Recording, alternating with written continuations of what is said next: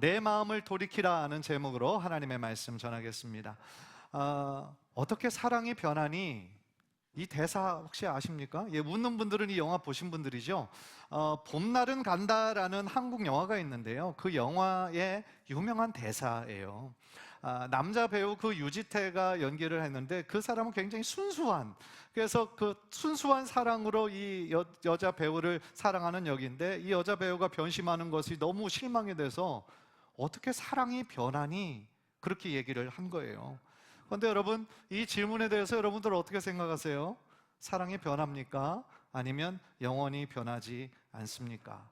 제가 일부 예배 때 그 박윤진 집사님 막 신혼부부잖아요. 그래서 저 부부는 변하지 않을 거다 나가 얘기는 드렸지만, 우리가 그렇게 변하지 않을 거라 믿고 싶지만 사실 인간의 사랑은 변해요.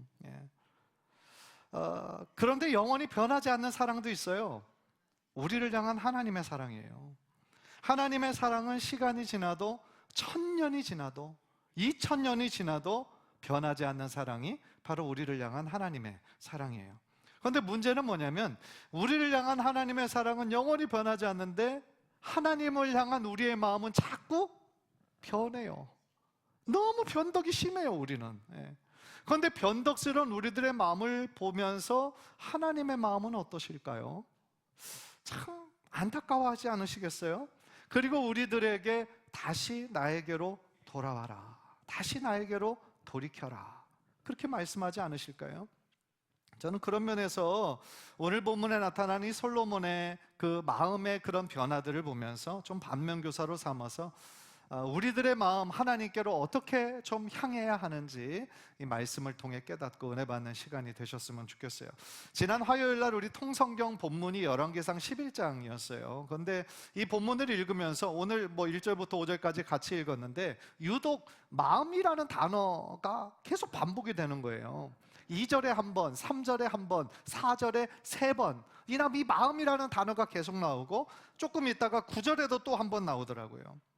그런데 솔로몬의 마음을 돌이킨 이방 여인들을 얘기하면서 나오고, 또 솔로몬과 다윗의 마음이 이렇게 달랐다라고 얘기하면서 나오고, 또 9절에 솔로몬이 마음을 돌려서 하나님을 떠났다라고 말할 때 또 그 마음을 얘기하더라고요. 그런데 여러분, 인간의 마음이 뭘까요? 어제 제가 챗 GPT한테 물어봤습니다. 인간의 마음이 뭘까? 3가지로 얘기할 수 있대요. 철학적으로, 심리학적으로, 신학적으로 얘기할 수 있대요. 여러분, 이 인간의 마음은요, 사랑, 슬픔, 미움, 안타까움, 그런 것들과 같은 감정이 인간의 마음일까요? 아니면 우리들의 생각, 의지, 혹은 기억과 같은 정신적인 것일까요? 아니면 이 모든 거 포함하는 것일까요? 다 포함하는 거죠. 맞죠? 그리고 무엇보다도 성경은 뭐라고 얘기하냐면, 마음은 우리 인간의 내면일 뿐만 아니라요, 우리 삶의 중심이라는 거예요. 우리 삶의 모든 것들을 결정하는 그 중심, 가장 중요한 곳, 그것이 바로 인간의 마음이다. 그리고 무엇보다도요, 하나님과의 관계에서 이 마음이 너무나 중요하다라는 거예요. 왜냐하면 우리 인생의 중심이 우리의 마음먹기에 달렸잖아요. 따라서 우리들의 마음을 어디로 향하느냐에 따라 우리들의 삶이 하나님 기뻐하시는 삶이 될 것인지, 아니면 탄식하게 하는 삶이 될 것인지가 결정된다라는 거예요. 그런 면에서 우리가 하나님을 사랑하는 것이 얼마나 중요한지 몰라요.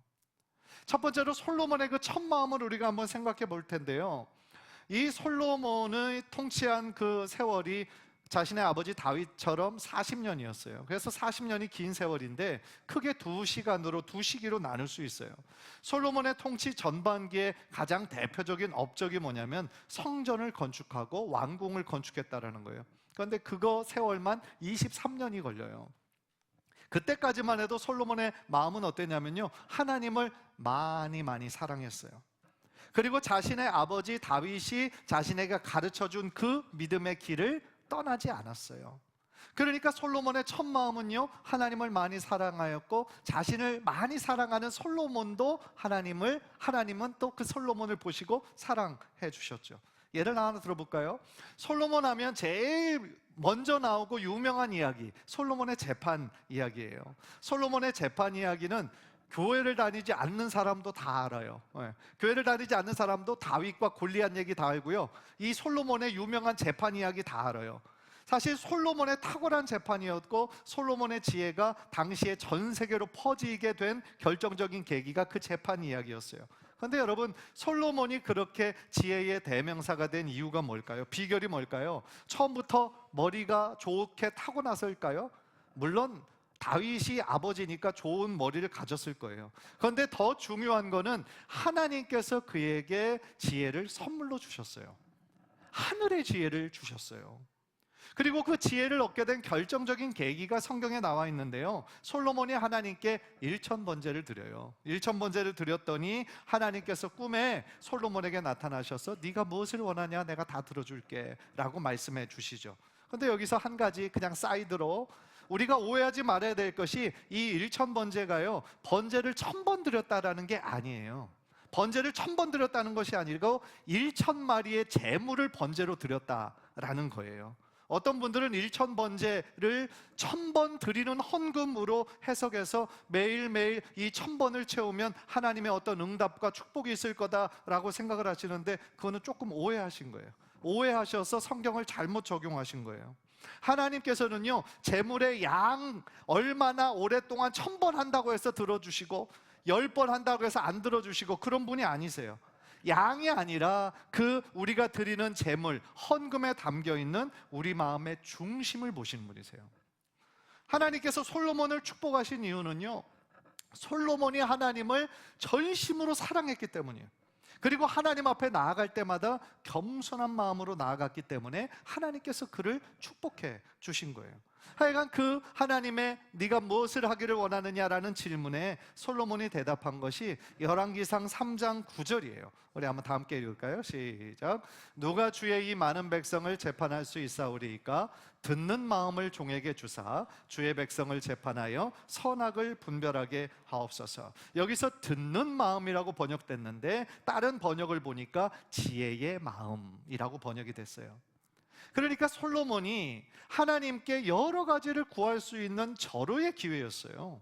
최고의 돈을 주세요, 권력을 주세요, 명예를 주세요, 건강을 주세요, 자녀들의 축복을 주세요. 여러 가지를 구할 수 있었는데 솔로몬이 하나님께 구했던 그 한 가지, 많은 백성들을 잘 재판할 수 있는 지혜를 주세요 라고 하나님께 기도했더니요, 그 성경을 읽어보면 그 솔로몬의 대답이 하나님의 마음에 든지라 그랬어요.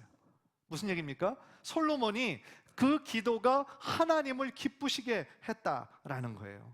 결과적으로 어떻게 됐습니까? 하나님은 솔로몬이 구한 지혜뿐 아니라 구하지 아니한 부와 권력과 명예도 다 보너스로 축복해 주셨어요.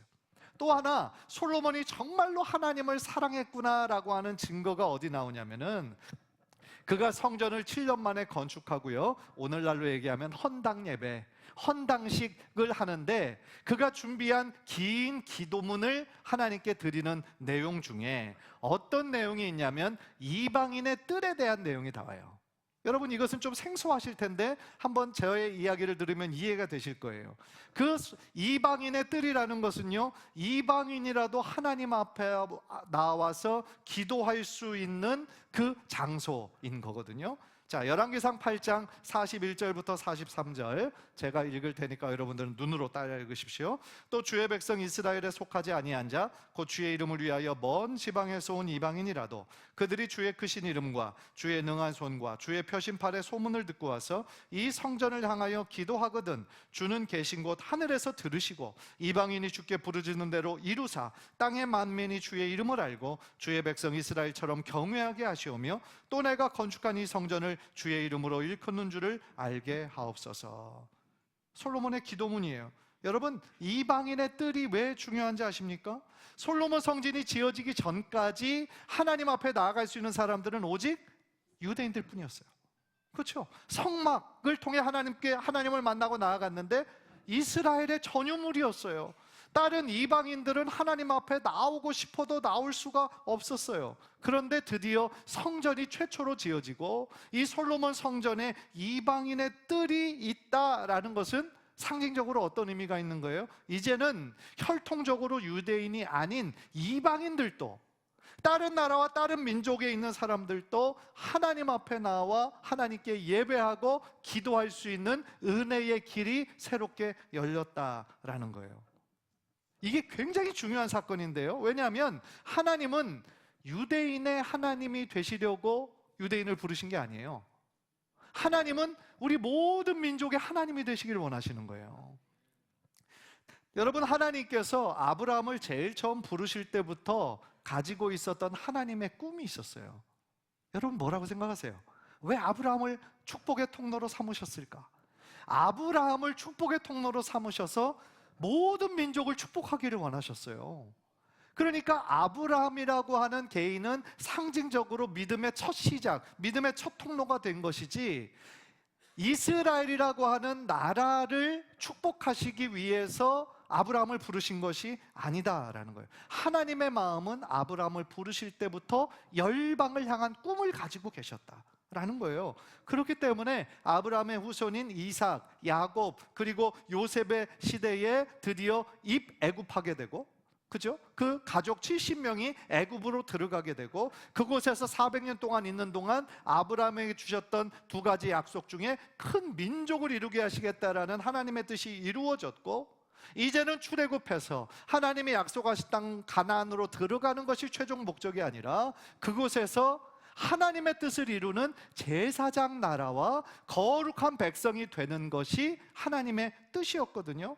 따라서 제사장 나라는 이스라엘만 잘 되는 것이 아니라 하나님 앞에 축복의 통로가 된다는 거예요. 제사장의 역할이 뭐예요? 많은 백성을 대신하여서 하나님께 제사를 대신 드려주는 중간에 위치한 사람이잖아요. 그래서 이스라엘을 제사장 나라로 삼으셨다라는 것은 이스라엘을 통하여, 예수님도 유대인으로 오셨고 그 이스라엘이라는 그 나라를 통하여 이제는 복음이 어떻게 되는 거예요? 전 세계로 확장되어서 모든 민족, 모든 열방이 하나님을 알고 하나님을 믿는 민족이 되게 하시려는 것이 하나님의 뜻인 거예요. 그것이 하나님이 가지고 계신 놀라운 구원의 계획인 거예요. 그런데 이 놀라운 구원의 계획을 아브라함, 이삭, 야곱, 요셉, 모세, 여호수아 이런 믿음의 사람들은 다 알고 있었고요. 제사장 나라의 첫 시작인 것이 모세였다면 제사장 나라의 부흥기를 이룬 사람이 누구냐? 바로 다윗 왕이에요. 왜 다윗이 하나님 마음에 합한 자일까요? 하나님 아버지의 뜻을 너무나 잘 알고 있었기 때문이에요.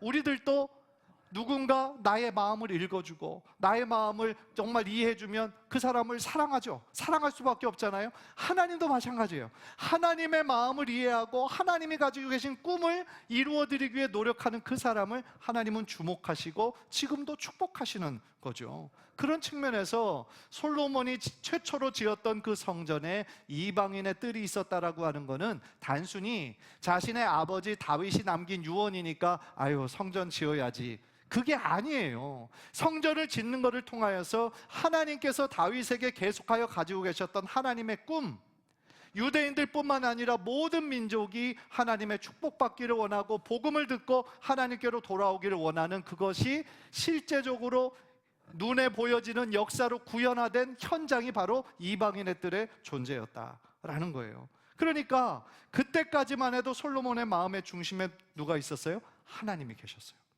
하나님을 사랑하는 마음이 있었고 하나님의 뜻을 이루어드리기 원하는 마음이 그에게 있었어요. 그런데 안타깝게도 그는 그의 첫 마음에서 벗어나기 시작해요. 하나님이 기뻐하시는 제사장 나라였는데, 하나님께서 그들의 왕이 되어주셔서 다스리시는 나라였는데, 이제 점점 더 세상과 타협하기 시작하면서 하나님이 가장 싫어하시는 제국의 형태로 이스라엘이 조금씩 변질되기 시작하는 거예요. 얼마나 안타까우셨겠어요, 하나님이. 사랑하는 성도 여러분, 저는 여러분 모두가 하나님을 진심으로 사랑하는 성도님들 되시기를 주님의 이름으로 간절히 축복합니다. 우리가 왜 하나님 사랑해야 됩니까? 하나님께서 우리를 먼저 사랑해 주셨기 때문이에요. 그것도 우리가 사랑받을 만한 아무런 자격이 없잖아요. 죄와 허물로 죽을 수밖에 없었던 우리를 하나님께서 긍휼히 여겨주셨어요. 그래서 얼마나 우리를 사랑하셨는지 자신의 독생자 예수 그리스도의 생명과 우리를 맞바꾸어 주실 정도로 우리를 사랑해 주셨어요. 저 십자가는 단순히 상징이 아니에요. 저 십자가에서 죽어야 되는 것은 바로 다 자신이었는데 죽어야 될 나를 대신하여 예수님이 십자가에 달려 돌아가셨다라는 거예요. 얼마나 감사한 일이에요. 따라서 우리가 예수님의 십자가의 사랑을 믿을 때에 주님의 새로운 생명이, 예수의 생명이 내 안에서 살아 숨쉬기 시작하는 거예요. 우리 옆에 현수막에 있는 글씨인데 우리 한번 따라해 볼까요? 예수가 생명이다. 예수가 답이다. 예수를 나의 구원자로, 예수를 나의 삶의 주관자로, 내 삶을 인도하시는 인도자로 믿는 그 믿음이 있을 때 예수님께서 우리들에게 새로운 생명이 되어주시고 우리 인생의 많은 문제를 해결해 주실 해답이 될 줄 믿습니다. 우리를 향한 하나님의 사랑이 얼마나 크고 영원히 변치 않는지요, 사도 바울은 로마서 8장에서 누가 우리를 그리스도의 사랑에서 끊으리요? 라고 선언합니다. 그리고 로마서 8장 38절 39절을 보면 내가 확신하노니 사망이나 생명이나 천사들이나 권세자들이나 현재일이나 장래일이나 능력이나 높음이나 깊음이나 다른 어떤 피조물이라도 다 같이 우리를 우리 주 그리스도 예수 안에 있는 하나님의 사랑에서 끊을 수 없으리라. 아멘. 우리 하나님께서 이 정도로 우리를 많이 사랑하신다라는 거예요. 그런 면에서 우리 옆 사람에게, 옆에 앉아 계신 분에게 이렇게 얘기하세요. 하나님께서 당신을 많이 사랑하세요. 이렇게. 그렇죠. 만을 길게 하셔야 돼. 많이 사랑하세요. 예. 사실 우리들 신앙생활의 본질은 뭔지 아십니까? 하나님을 사랑하는 거예요. 신앙생활의 본질이 교회 열심히 다니고 헌금 열심히 하고 그게 아니에요. 하나님을 사랑하는 것이 우리들의 신앙생활의 본질이에요. 교회는 열심히 다니는데 내 안에 하나님을 사랑하는 마음이 없다고 한다면 죄송하지만 그분은 껍데기 신앙이에요. 껍데기에 불과한 거예요. 우리가 교회를 다니고 예배하고 헌금 드리고 봉사하고 섬기는 것의 모든 동기는 뭐가 되냐면요, 아유 내가 그래도 장로인데 해야 되지 않겠어? 내가 권사인데 이렇게 해야 되지 않아요? 그게 동기가 아니라 내가 하나님을 사랑하기 때문에가 돼야 돼요. 왜 그렇게 부엌에서 다른 사람들도 알아주지도 않는데 땀 흘리며 봉사해요? 내가 하나님을 사랑하기 때문에 그런 거예요. 아유 우리 여전도에 차례를 하는 거예요. 그게 아니고 내가 하나님 사랑해서 기쁨으로 하는 거가 돼야 된다는 거죠. 예수님께서도요, 마태복음 22장 37절 38절에서 구약의 율법의 개수가 613가지예요 613가지 중에서 가장 중요한 계명이 이 계명이다 라고 한 계명으로 딱 요약해 주셨어요. 우리 한번 다 함께 읽읍시다. 시작. 예수께서 이르시되 내 마음을 다하고 목숨을 다하고 뜻을 다하여 주 너희 하나님을 사랑하라 하셨으니 이것이 크고 첫째 되는 계명이요. 다른 율법 612가지 몰라도 돼요. 그런데 이 한 가지, 우리의 마음과 목숨과 뜻과 힘을 다하여 주 너희 하나님을 사랑하는 것, 이 한 가지만 우리가 알고 우리들의 삶에 실천할 때 하나님께서 여러분들 한 사람 한 사람을 보시고 하나님의 놀라운 은혜를 내려주실 줄 믿습니다. 그것이 가장 중요한 거예요. 따라서 우리들의 앞으로의 신앙생활 가운데 우리들의 의지와 힘과 뜻을 다하여 우리 하나님을 최선을 다해 사랑하는 저와 여러분 되시기를 주님의 이름으로 간절히 축복합니다. 두 번째로 우리는 오늘 본문을 통하여 솔로몬이 어떻게 보면 통치 후반부에 마음이 변질되는 것을 우리가 보는데, 오늘 본문을 읽으면서 하나님의 직접적인 이 말씀은 없으셨는데 저는 계속 그 하나님의 음성으로 들리는 거예요. 그게 뭐냐면 나에게로 돌이키라, 나에게로 돌이키라. 솔로몬을 향한 하나님의 마음일 뿐만 아니라 저는 지금 우리들 중에도 하나님이 이렇게 말씀하지 않으실까? 나에게로 돌이키라, 나에게로 돌아와라 말씀하지 않으실까? 사실 솔로몬이 영원히 마음이 변질되지 않았으면 얼마나 좋았겠어요. 사실은 다윗을 이어서 다윗과 정말 거의 대등할 정도로 어떻게 보면 성경에 너무 존경받는 인물이 됐을 텐데 그러지가 못했어요. 열왕기상 11장 4절을 보니까 이렇게 변질된 이유가 나와요. 솔로몬의 나이가 많을 때에 그의 여인들이 그의 마음을 돌려 다른 신들을 따르게 하였으므로 왕의 마음이 그의 아버지 다윗의 마음과 같지 아니하여 그의 하나님 여호와 앞에 온전하지 못하였으니. 지금 누구랑 비교하냐면 다윗의 마음과 비교를 해요. 다윗의 마음은요, 변함이 없었다는 거예요. 변함없이 하나님을 사랑했다라는 거예요. 그가 왕으로 있을 때 모든 일들이 편안하고 잘 될 때만 하나님 사랑했나요? 아니에요. 사실은 왕으로 있을 때, 편안했을 때는 다윗의 인생에서 얼마 안 돼요. 대부분의 세월들은 억울하게 환난을 당하고 쫓겨다니고 힘들고 괴로울 때가 그의 인생에 훨씬 더 많았어요. 그런데 그럼에도 불구하고 다윗은 하나님의 그 사랑을 한 번도 의심하지 않았어요. 어느 곳에 있든지 하나님을 의지하고 나의 힘이 되신 여호와여, 내가 주님을 사랑합니다. 그렇게 고백했던 사람이 다윗이에요. 물론 다윗도 완전한 사람은 아니었어요. 그의 인생에서 치명적인 두 가지 죄를 범했죠. 그런데 다른 사람과 다른 건 뭐냐면 금방 깨달아요. 자기가 죄를 졌구나 금방 깨달아요. 그리고 하나님 앞에 철저히 회개합니다. 그리고 다시 한번 그의 마음을 하나님께로 돌이킨 사람이 바로 다윗이었어요. 그러니까 하나님께서 내 마음에 합한 자다라고 말한 분은 다윗 한 사람이에요. 하나님의 마음에 쏙 드는 사람이 바로 이 다윗이었던 거예요. 그런데 솔로몬은 그의 아버지 다윗과 같지 않았어요. 솔로몬의 많았던 그 여인들에 의해서 솔로몬이 그 하나님을 사랑했던 마음이 분산되기 시작해요. 그리고 마침내 이방 신들에게 그의 마음을 뺏겨버려요. 사실 솔로몬이 결정적으로 변질되기 시작한 거는요, 그 결혼을 정치 도구화했기 때문이에요. 즉, 이 제사장 나라의 법은 한 여인과만 결혼하게 돼 있는데 이 다윗은 이방의 많은 여인과 혼인하면서 무려 1000명의 부인을 둔 거예요. 3절을 보세요. 왕은 후궁이 700명이요 첩이 300명이라 그의 여인들이 왕의 마음을 돌아서게 하였더니. 사실 이 결혼들은요, 사랑해서 한 게 아니에요. 정략 결혼이에요. 정략 결혼. 당시 솔로몬 시대에 이스라엘의 국방력과 경제력이 최고였거든요. 그러니까 주변의 나라들이 두려워했어요, 이스라엘이란 나라를. 그러니까 정략적으로 저 나라와 안정을 취하려면 어떻게 해야 돼요? 자신 나라의 공주를, 예쁘고 아름다운 공주를 솔로몬에게 보내서 결혼을 시키는 거예요. 자기 아내가 있는 나라인데 공격할 수 있어요? 없잖아요. 그러니까 그리고 솔로몬은 그거를 그냥 받아들인 거죠. 그러면서 그런 정략 결혼은 솔로몬을 극도로 피곤하게 만들었어요. 결국 나라의 근간이 흔들리게 되었어요. 왜냐하면 생각해 보세요. 1000명의 왕비예요. 1000명의 왕비들로 인한 왕실의 그 사치는요, 결국 과다한 세금 징수로 이어지게 돼 있어요. 예를 하나 들어볼게요. 솔로몬의 1000명의 부인들이 하루에 한 병씩 와인을, 고급 와인을 마신다라고 생각해 봐요. 고급 와인이 100만 원쯤 한다라고 그냥 가정해보자는 거예요. 그러면 하루에만 들어가는 비용이 10억이에요.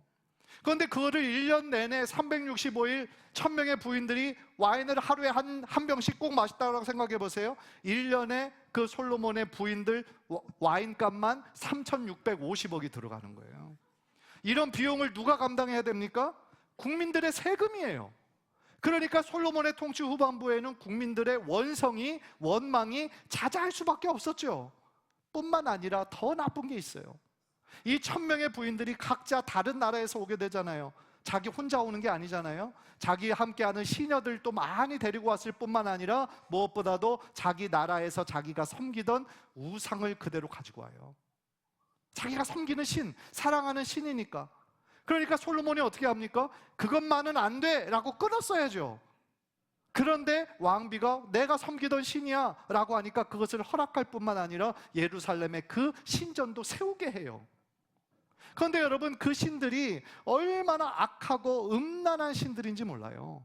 풍요, 다산, 쾌락을 상징하는 그러한 신들도 있었고요. 더 나아가 모압, 암몬, 그 몰렉이라고 하는, 그모스라고 하는 그 우상은 얼마나 악한지 그 제물로 뭘 드리는 줄 아세요?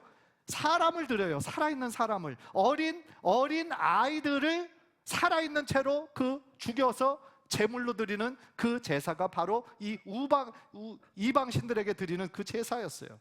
얼마나 끔찍하고 얼마나 악합니까? 근데 그런 것들을 다 허락해버리니 솔로몬이 하나님을 향하였던 그 마음에서 점점 더 멀어지게 되고, 그리고 그 우상들에게 마음을 완전히 빼앗기게 되는 거죠.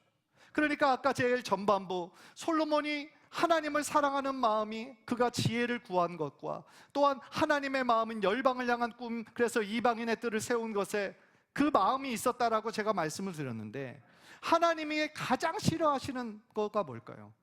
십계명에 나오잖아요. 십계명에 1계명, 2계명, 3계명에 나오잖아요. 뭡니까? 하나님 외에 다른 신을 섬기는 거예요. 하나님 외에 다른 우상들, 공중에 날아다니는 거나 이 육체, 이 땅 가운데 있는 거나 심지어 바닷속에 있는 거나 어떠한 형상도 만들지 말고 그것들에 절하지도 말고 그것들을 섬기지도 말라. 왜냐하면 나는 질투하는 하나님이다.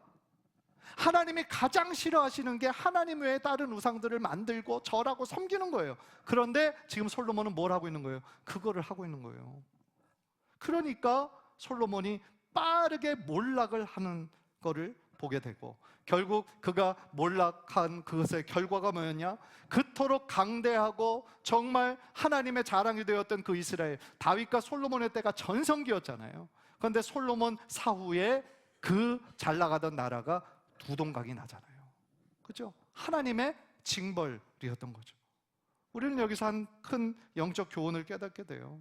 한때 우리가 하나님 사랑하고 하나님의 뜻 가운데 거하고 은혜 많이 받았고 그걸로 끝이 아니에요. 우리들의 인생 전체에 하나님의 뜻을 붙잡고 믿음 가운데 계속 살아가지 못하면 우리가 영적으로 어느 순간 하나님으로부터 멀어지고 게을러지고 기도하지 않고 영적으로 태만하게 되면 우리도 솔로몬처럼 어느 순간 넘어질 수 있고 어느 순간 하나님으로부터 멀어질 수밖에 없다는 거예요.